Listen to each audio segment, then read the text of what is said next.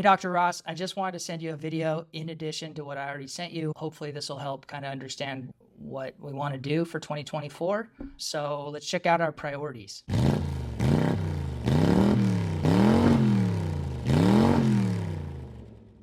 All right, so the first priority is close deals with 2 or more employers.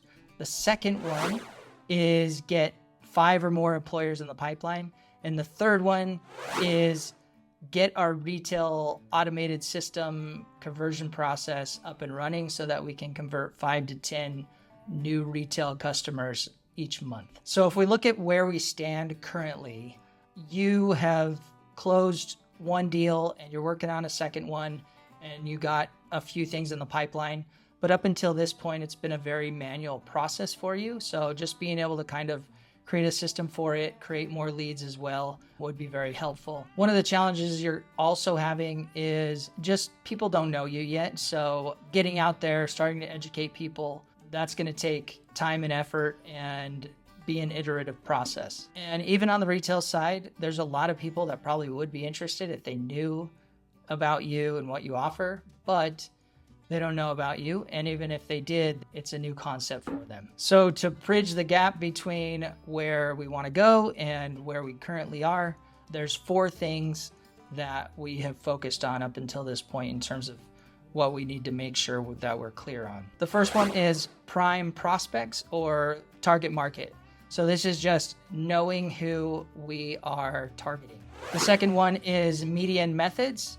That's now that we know who we're targeting, where do we find them and how do we get in front of them? The third one is intriguing intros. That means when we do get in front of them, what do we say? What messages do we share with them so that they understand what we do? The fourth one is exceptional experience, which means we know who they are, we found them, we know how to talk to them.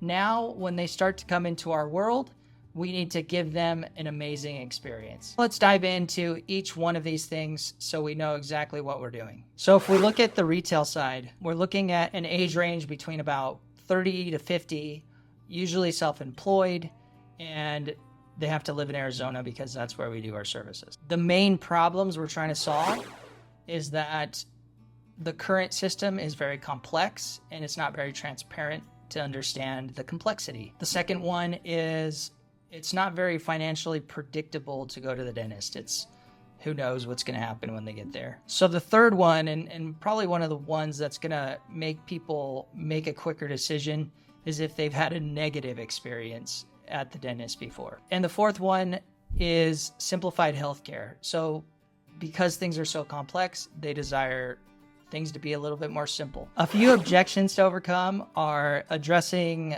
cost concerns, understanding what this model is and how it works, understanding how insurance fits into this whole thing, also understanding how they can go beyond just the basics, right? Just beyond the cleaning and the x-rays, but actually get comprehensive care. And then also I imagine a lot of people are going to have a fear of changing their dentist. So how does that get addressed as well? All right, so to shift from the retail to now the business side, the size of the business is probably going to be anywhere from 1 to 250 employees, right? So big range there, but I think we've found a good niche when it comes to starting with the schools and making sure that we dominate that first. So this isn't a totally foreign concept for businesses, right? Because a lot of them have had insurance and they provide some type of dental insurance care to their employees,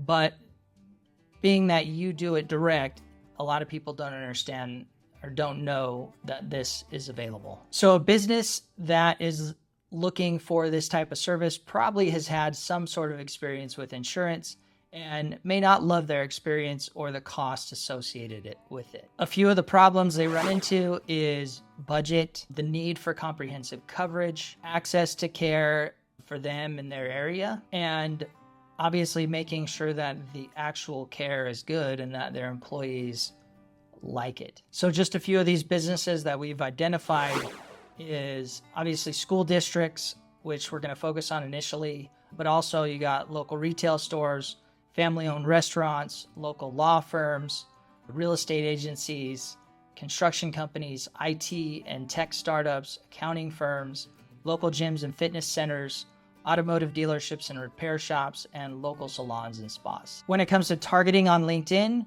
we want to look for decision makers. So that could be decision makers from the top, which, could be the CEO, CFO, COO, that sort of thing, but also benefits manager, human resources director, stuff like that as well. And just like any of us, there is a person making the decision, right? So not only do we have to appeal to the benefits of the business, we have to appeal to the benefits of that person, make sure that we are making that person happy, making their life easier, and making sure we touch on those things in our marketing. So next, let's talk about intriguing intros or our core message. So our first core message is about revolutionizing the dental experience, right? So a lot of people don't like the dental experience and they want something different, but they don't exactly know what that looks like. If we look at Forward Medical, you see that people weren't always just talking about their experience. They were talking about how Forward Medical was the future of medical care. All right, so the next core message is empowering people to take care of their own dental care for them, their families, and their businesses. In this message, we want to focus on empowering them to know exactly how they're going to be covered for the dental care and how dental care even works. All right, so the third core message is on the employer side, and it's about helping them understand that they don't have to use dental insurance, that there's another way. It's much simpler, it's much easier for their employees, and their employees are going to love it. Now let's talk about exceptional experience. Being able to provide an exceptional experience from knowing us, liking us, trusting us, buying, trying us, and referring us and staying with us forever. On the know, like, and trust side, we want to focus on social media. So being able to share our message in as many ways as we can out in social media so that people can start seeing us, they can start learning about it, we can start sharing and getting customer feedback. Once they start visiting our website, we want to be able to offer them some intriguing things. So we've talked about trying a second opinion, even like a estimate review, that sort of thing, to start to build that relationship. Even just a free consultation could potentially work. But I think overall, we just want to get as many calls to action out there. Certain people are going to go for certain calls to actions, while others will go for others. And so just making sure that we are testing all these different ways that people can kind of enter into our world. We also want to focus on getting a really solid new lead sequence that focuses on helping them move to the next stage, which is trying us out, whether it's visiting the practice or hopping on a call, something like that. Forward Medical did this really well with their questions, and then they always had some sort of feedback guiding people along. So for example, if somebody is a man in their 40s, you may talk about how men in their 40s are starting to lose their teeth, and it's a really good time to start paying more attention to their dental health. Something to always remember is that convenience isn't always necessarily the best way to get somebody to make a decision. Sometimes we start with convenience, which means, they can do a virtual appointment, something like that. But if somebody's willing to go into the practice and have that experience and get off their couch and get out of their house and go there, that's going to be a much higher commitment level. So they'll be much more likely to make a decision. Some other things we've talked about when it comes to customer experience, I think consistently, is we can always come up with promotions that look a little different. So,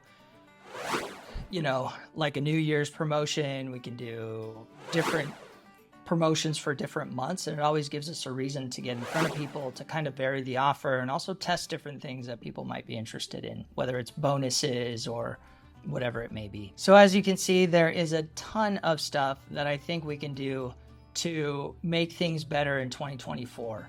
The truth is, though, is if we don't focus our efforts, we won't get anything done. So for the next few months, let's talk about what we're going to focus on for February, March, April, May, and June. We're coming into February and March, and what we want to do is just make sure that we can work together effectively. So it's making sure that we set up the projects correctly, that we have a way to communicate, that we have our meeting cadence in place, and that's going to be the foundation for everything we do together. Next, we want to develop the hub pages for the website. So that is not only making the current pages better, but it's also adding some pages that we can send specific traffic to that our ideal audience would be interested in. We also want to build a funnel that is going to be able to take cold traffic and convert them to buyers. And so that's testing our messaging, that's testing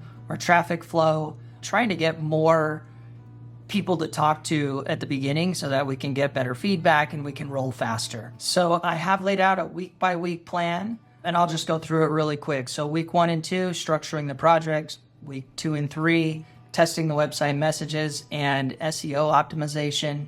Weeks 3 and 4, we're going to start adding more hub pages. Weeks 4 and 5, we're going to test the second opinion funnel. Weeks 5 and 6, we're going to integrate the top 10 keyword pages as well. So in March and April, I want to focus on creating a lot of video content. Why is because now that we've kind of made our site better, and if we send traffic to it, we have places for people to go and understand things better. Now we want to create content to get them to the site. So this is, I think, about 10 solid videos that are edited well and everything like that we can use over and over again. And then also taking those videos and making a lot of little pieces of content with little snippets and everything like that with AI. So I imagine it's going to be about like 50 pieces of content total that we can then queue up over time. All right, after that, we're looking at April and May. Now, because schools are doing their budgets in about June or July, we want to make sure that we're ready and in front of the schools so that if they are interested in making a change, that we're there and we can answer their questions and we are very helpful to them. So all month, we're going to be working on content to support them on our website, as well as starting to create some print assets for the sales process. Next, in May and June, we want to take all these efforts that we've had and start getting in front of schools. So start sending direct mail, start calling, doing everything we can to get in front of them, and having them starting to engage with the content that we've created. Ideally, this should add a good number of schools that are interested in learning more, at least, and also making decisions in the next 6 months or so. So that'll take us to about June, which I think we'll have a lot of data and information at that point to be able to have a very clear strategy for the rest of the year as well. I am really excited to work with you. I think this is going to be really awesome, and getting momentum, I think, will be everything for this business. So that's about it, and I'll talk to you soon.